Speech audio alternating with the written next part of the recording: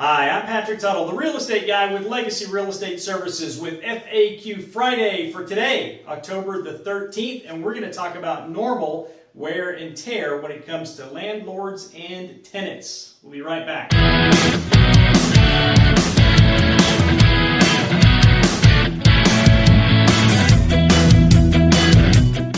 All right, welcome back. So today's question comes to us from John, and John asks, he says, what's the owner's responsibility versus the tenant's responsibility on a move out on normal wear and tear? Well, John, great question. And for those of you who don't know what John's asking about, it has to do with the property condition.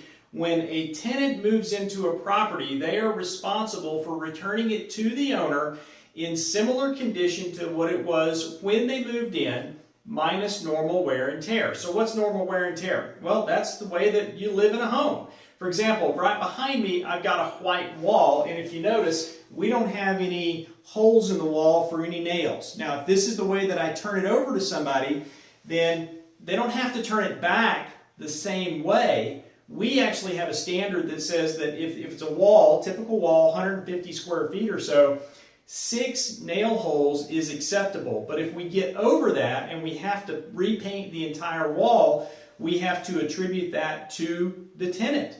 But we also have to look at what the life expectancy of the paint job on that wall was. So if we have a tenant that moves in and we have our typical paint and it lasts about 6 years, well, if the tenant stays in the property for 6 years, I can't charge them. I can't charge the tenant legally because that's expected to be normal wear and tear. And then here in my hand, we've got carpet samples. So I'm going to put my glasses on. We've got different qualities of carpet here. For example, the one that we see most often is a carpet like this. And this came from Home Depot, and this has an estimated lifespan of 8 to 10 years. Well, if this carpet is gone in 4, well, according to their estimates, the tenant has used 4 extra years worth of wear on that. So I have to charge the tenant for half of the carpet. So the next one, this one is 6 to 8 years. Says it on the back. This one, however, has a 15-year life expectancy. So we've got to look at the difference in the carpets to see what we can attribute to the owner versus the tenant. And then this one